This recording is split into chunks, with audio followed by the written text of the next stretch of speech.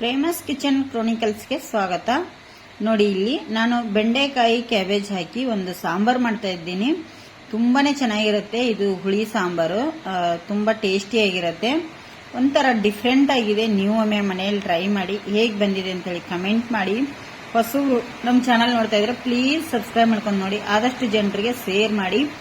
ಇದು ಬೆಳತಕ್ಕಿ ಅನ್ನಕ್ಕಂತೂ ತುಂಬಾನೇ ಚೆನ್ನಾಗಿರುತ್ತೆ. ನಾನಿಲ್ಲಿ ಗಂಜಿ ಊಟದೊಟ್ಟಿಗೆ ನಿಮಗೆ ಸರ್ವ್ ಮಾಡಿ ತೋರಿಸ್ತಾ ಇದ್ದೀನಿ. ಟ್ರೈ ಮಾಡಿ, ತುಂಬಾ ಅಂದ್ರೆ ತುಂಬಾ ಚೆನ್ನಾಗಿರುತ್ತೆ. ಗಂಜಿ ಊಟದೊಟ್ಟಿಗೆ ಯಾಕೆ ಸರ್ವ್ ಮಾಡಿದ್ರೆ ಅಂದ್ರೆ ಗಂಜಿ ಅನ್ನ ಕೂಡ ತಂಪಾಗಿರುತ್ತೆ. ಬೆಳತಕ್ಕಿ ಎಣ್ಣೆಗೆ ಮಾಡ್ಕೋಬೇಕು, ಸ್ವಲ್ಪ ತಿಳಿಯಾಗಿ ಮಾಡ್ಕೊಳ್ಳಿ. ನಾನು ಇಲ್ಲಿ ಗಂಜಿ ಊಟಕ್ಕೆ ಅಂತೇಳಿ ಸ್ವಲ್ಪ ಗಟ್ಟಿಯಾಗಿ ಚೆನ್ನಾಗಿ ಮಾಡಿದ್ದೀನಿ. ಹೇಗೆ ಮಾಡೋದು ಅಂತೇಳಿ ನೋಡ್ಕೊಂಡ್ ಬನ್ನಿ. ಒಂದು ಬಾಂಡ್ಲಿ ಇಟ್ಟಿದ್ದೀನಿ, ಅದಕ್ಕೆ ಸ್ವಲ್ಪ 1 ಟೇಬಲ್ ಸ್ಪೂನ್ ಅಷ್ಟೇ ಎಣ್ಣೆ ಹಾಕ್ತೇನೆ. ಎಣ್ಣೆ ಕಾದ ನಂತರ ಒಂದು ಅರ್ಧ ಟೇಬಲ್ ಸ್ಪೂನ್ ಅಷ್ಟು ಮೆಂತೆ ಕಾಳು ಹಾಕ್ತಾ ಇದ್ದೀನಿ. ಹಾಗೆ 1 ಟೇಬಲ್ ಸ್ಪೂನ್ ಅಷ್ಟು ಉದ್ದಿನ ಬೇಳೆ ಹಾಕ್ತಾ ಇದ್ದೀನಿ. 2 ಟೇಬಲ್ ಸ್ಪೂನ್ ಅಷ್ಟು ಕೊತ್ತಂಬರಿ ಬೀಜ, ಅರ್ಧ ಟೇಬಲ್ ಸ್ಪೂನ್ ಅಷ್ಟು ಜೀರಿಗೆ. ಇದನ್ನೀಗ ಈ ಥರ ಫ್ರೈ ಮಾಡ್ಕೋಬೇಕು. ನಾವು ಸ್ಲೋ ಉರಿಯಲ್ಲಿ ಫ್ರೈ ಮಾಡ್ಕೋಬೇಕಾಗತ್ತೆ. 4 ಪದಾರ್ಥನ ತುಂಬ ಟೇಸ್ಟಿ ಆಗುತ್ತೆ. ಇದು ಸಾಂಬಾರು ಅನ್ಬೋದು, ಪದಾರ್ಥನ ಅನ್ಬೋದು, ಯಾವ್ದು ಬೇಕಾದರೂ ಅನ್ಬೋದು. ನೋಡಿ, ಇವು ಫ್ರೈ ಮಾಡುವಾಗ ಸ್ವಲ್ಪ ಬ್ಯಾಡಗಿ ಮೆಣಸನ್ನು ಇದರೊಟ್ಟಿಗೆ ಹಾಕ್ತೇನೆ. ಅವು ಕೂಡ ಫ್ರೈ ಆಗ್ತದೆ. ಒಂದು ಅರ್ಧ ಈರುಳ್ಳಿನ ಕಟ್ ಮಾಡಿ ಇದಕ್ಕೆ ಹಾಕ್ತೇನೆ, ಅದು ಕೂಡ ಚೆನ್ನಾಗಿ ಫ್ರೈ ಆಗ್ತದೆ. ನಿಮಗೆ ಯಾರಾದರೂ ಬ್ರಾಹ್ಮಿನ್ಸು ಈ ಸಾಂಬಾರನ್ನು ಮಾಡ್ತಾ ಇದ್ದರೆ ಪದಾರ್ಥನ ನೀವು ಈರುಳ್ಳಿ ತಿನ್ನೋದಿಲ್ಲ, ಸ್ಕಿಪ್ ಮಾಡ್ಕೋಬೋದು. ತಿಂತೀನಿ ಅಂದರೆ ಹಾಕೋಬೋದು, ತಿನ್ನಲ್ಲ ಅನ್ನೋರು ಸ್ಕಿಪ್ ಮಾಡ್ಕೊಳ್ಳಿ. ಈಗ ಎಲ್ಲವನ್ನು ಫ್ರೈ ಮಾಡ್ತೇನೆ. ನೋಡಿ, ಇದಕ್ಕೆ ಕಾಯಿಯನ್ನು ಸೇರಿಸ್ತೇನೆ ಸ್ವಲ್ಪ. ನೋಡಿ, ಇದು ಕೂಡ ಇದರಲ್ಲಿ ಗ್ಯಾಸನ್ನು ಆಫ್ ಮಾಡ್ಕೊಳ್ಳಿ. ಆಫ್ ಮಾಡ್ಕೊಂಡ ಮೇಲೆ ಕಾಯಿ ಸೇರಿಸಿ, ಯಾಕಂದರೆ ಬಾಂಡ್ಲಿ ಬಿಸಿ ಇರುತ್ತೆ. ನಮಗೆ ಜಾಸ್ತಿ ಫ್ರೈ ಆಗೋದು ಬೇಡ.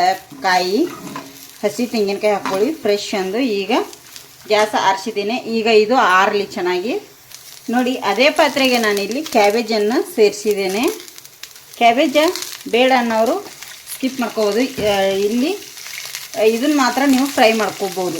ಏನಂದರೆ ಬೆಂಡೆಕಾಯಿನ ಫ್ರೈ ಮಾಡ್ಕೊಳ್ಳಿ. ನಾನು ಇಲ್ಲಿ ಬೆಂಡೆಕಾಯಿ ಕ್ಯಾಬೇಜನ್ನು ಎರಡನ್ನೂ ಸೇರಿಸಿ ಪದಾರ್ಥ ಮಾಡ್ತಾಯಿದ್ದೀನಿ. ತುಂಬ ಚೆನ್ನಾಗಿರುತ್ತೆ.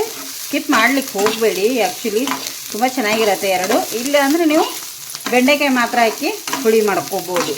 ಬೆಂಡೆಕಾಯಿ ಹುಳಿ ಅಂಥೇಳಿ ನಾನು ಎರಡನ್ನೂ ಸೇರಿಸಿ ಮಾಡೋದ್ರಿಂದ ಇಲ್ಲಿ ಸ್ವಲ್ಪ ಎಣ್ಣೆ ಹಾಕಿ ಕ್ಯಾಬೇಜನ್ನು ಫ್ರೈ ಮಾಡ್ಕೋತೇನೆ. ನೋಡಿ, ಇಷ್ಟು ಹುರಿದಿದೆ. ಇನ್ನೊಂದು ಚೂರು ಕಲರ್ ಚೇಂಜ್ ಆಗಬೇಕು, ಸ್ವಲ್ಪ ಕಂದು ಬಣ್ಣ ಬರಬೇಕು. ಅಂದರೆ ಆವಾಗ ಫ್ರೈ ಆಗಿದೆ ಅಂಥೇಳಿ ಗೊತ್ತಾಗುತ್ತೆ. ಹಾಗೆ ಹಾಕಿದರೆ ಒಂಥರ ಸ್ಮೆಲ್ ಬರುತ್ತೆ ಅಂಥೇಳಿ ಅಷ್ಟೇ ಹುರಿಯೋದು. ನೋಡಿ, ಇದಕ್ಕೆ ನಾನು ಏನು ಮಾಡ್ತಾಯಿದ್ದೀನಿ ಅಂದರೆ ಸ್ವಲ್ಪ ಬೆಂಡೆಕಾಯಿ ಕೂಡ ಇದಕ್ಕೆ ಸೇರಿಸ್ತಾ ಇದ್ದೀನಿ. ಈ ಥರ ಉದ್ದ ಕಟ್ ಮಾಡಿ ಹಾಕ್ಕೊಳ್ತಾ ಇದ್ದೀನಿ. ಇದಕ್ಕೇ ಇದು ಒಂದು ಸ್ವಲ್ಪ ಇದರಲ್ಲೇ ಫ್ರೈ ಆಗಲಿ. ಇದರಲ್ಲಿ ಚೆನ್ನಾಗಿ ಫ್ರೈ ಆಗಬೇಕು, ಟೇಸ್ಟ್ ಆಗುತ್ತೆ. ಯಾಕಂದರೆ ಸ್ವಲ್ಪ ಲೋಳೆ ಇರೋದ್ರಿಂದ ಅದು ಕೂಡ ಎಣ್ಣೆಯಲ್ಲಿ ಫ್ರೈ ಆದರೆ ಲೋಳೆ ಕಮ್ಮಿ ಆಗುತ್ತೆ ಅಷ್ಟೆ. ನೋಡಿ, ಈ ಥರ ಫ್ರೈ ಆಗಬೇಕು. ನೋಡಿ, ಇದು ಕೂಡ ಫ್ರೈ ಆಗಿದೆ. ತಗೊಂಡ್ಬಿಡ್ತೇನೆ, ಸಾಕು, ಇಷ್ಟೇ ನಮಗಿದು. ಇದನ್ನು ಇದರಲ್ಲೇ ಬಿಡ್ತೇನೆ. ನೋಡಿ, ಮಸಾಲೆ ನಾನು ಮಿಕ್ಸಿ ಜಾರಿಗೆ ಹಾಕಿದ್ದೇನೆ. ಇದಕ್ಕೆ ಸ್ವಲ್ಪ ಹಸಿ ಕರಿಬೇವನ್ನು ಸೇರಿಸಿ ಈಗ ಇದನ್ನು ನಾನು ನುಣ್ಣಗೆ ರುಬ್ಕೊಂಡ್ಬಿಡ್ತೇನೆ. ಯಾಕಂದರೆ ಸ್ವಲ್ಪ ನೀರು ಹಾಕಿ ರುಬ್ಕೊಂಬಿಡಿ. ನೋಡಿ, ಈ ಥರ ಈಗ ಪೇಸ್ಟ್ ರೆಡಿಯಾಗಿದೆ. ನೋಡಿ, ನಾನು ಹುರಿದಿರೋವಂಥದ್ದು ಒಂದು ಪಾತ್ರೆಗೆ ಹಾಕಿ ಎತ್ತಿಟ್ಕೊಂಡಿದ್ದೇನೆ. ಇದಕ್ಕೆ ನಾನೀಗ ಸ್ವಲ್ಪ ಅರಿಶಿನ ಹುಡಿ ಕೂಡ ಹಾಕ್ತೇನೆ. ಒಂದು ಅರ್ಧ ಟೇಬಲ್ ಸ್ಪೂನ್ ಅಷ್ಟು ಅರಿಶಿನ ಹುಡಿ. ನೋಡಿ, ಸ್ವಲ್ಪ ಬೆಲ್ಲ ಕೂಡ ಹಾಕ್ತಾ ಇದ್ದೀನಿ. ಇದಕ್ಕೆ ಉಪ್ಪು, ರುಚಿಗೆ ತಕ್ಕಷ್ಟು ಉಪ್ಪು. ನೋಡಿ, ಇಲ್ಲಿ ಹುಣಸೆನ ಹುಳಿ ರಸನ ನಾನು ಇಲ್ಲಿ ಮಾಡಿ ಇಟ್ಕೊಂಡಿದ್ದೆ, ಅದನ್ನು ಕೂಡ ಸೇರಿಸ್ತಾ ಇದ್ದೀನಿ.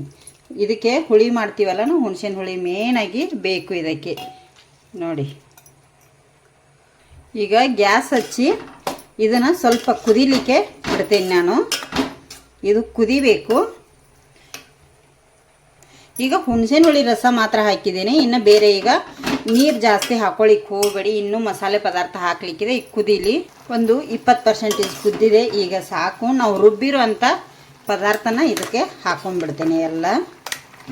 ನೋಡಿ, ಏನು ನಾವು ರುಬ್ಬಿಟ್ಟಿದ್ದೀವಲ್ಲ ಆ ಪದಾರ್ಥನ ಇದಕ್ಕೆ ಹಾಕ್ತಾ ಇದ್ದೀನಿ. ಇದಕ್ಕೆ ಚೆನ್ನಾಗಿ ಮಿಕ್ಸ್ ಮಾಡ್ಕೋಬೇಕು. ನಾವು ಮಿಕ್ಸಿ ಜಾರಿಗೆ ನೀರು ಹಾಕೋಬೇಕಾಗತ್ತೆ.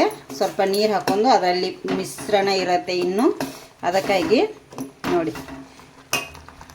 ನೋಡಿ ಇಲ್ಲಿ ನಾನು ಮಿಕ್ಸಿಯಲ್ಲಿ ಸ್ವಲ್ಪ ನೀರು ಹಾಕಿ ಎಲ್ಲ ಮಸಾಲೆ ತಗೊಂಡು ಹಾಕಿದ್ದೀನಿ ಇದಕ್ಕೆ. ನೋಡಿ, ಇದಕ್ಕೆ ನಿಮಗೆ ತುಂಬ ಗಟ್ಟಿ ಅನಿಸಿದರೆ ಇನ್ನೂ ಸ್ವಲ್ಪ ನೀರು ಹಾಕ್ಕೊಳ್ಳಿ. ನಿಮಗೆ ಇಲ್ಲ ತೆಳುವಾಗಿ ಬೇಕಂದರೆ ನೀವು ಆ ಥರ ಮಾಡ್ಕೋಬೋದು. ನನಗೆ ಇಷ್ಟು ಸಾಕು. ಇನ್ನೂ ಸ್ವಲ್ಪ ಕುದ್ದ ಮೇಲೆ ಗಟ್ಟಿಯಾಗಿ ಚೆನ್ನಾಗಿ ಬರುತ್ತೆ. ನೀವು ಇದು ಸ್ವಲ್ಪ ಕುದ್ದ ಮೇಲೆ ಉಪ್ಪು ಖಾರನ ಚೆಕ್ ಮಾಡ್ಕೊಳ್ಳಿ.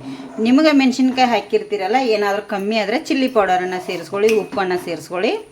ಈಗ ಇದು ಚೆನ್ನಾಗಿ ಕುದೀಲಿ. ನೋಡಿ, ನಾನು ಉಪ್ಪು ಖಾರ ಚೆಕ್ ಮಾಡಿದೆ, ಕರೆಕ್ಟಾಗಿದೆ. ಈಗಿದು ಇದಕ್ಕೆ ಒಂದು ಒಗ್ಗರಣೆ ಕೊಡ್ತೇನೆ. ಈಗ ನೋಡಿ, ಇಲ್ಲಿ ಒಗ್ಗರಣೆ ಬಾಣಲೆ ಇಟ್ಟಿದ್ದೀನಿ.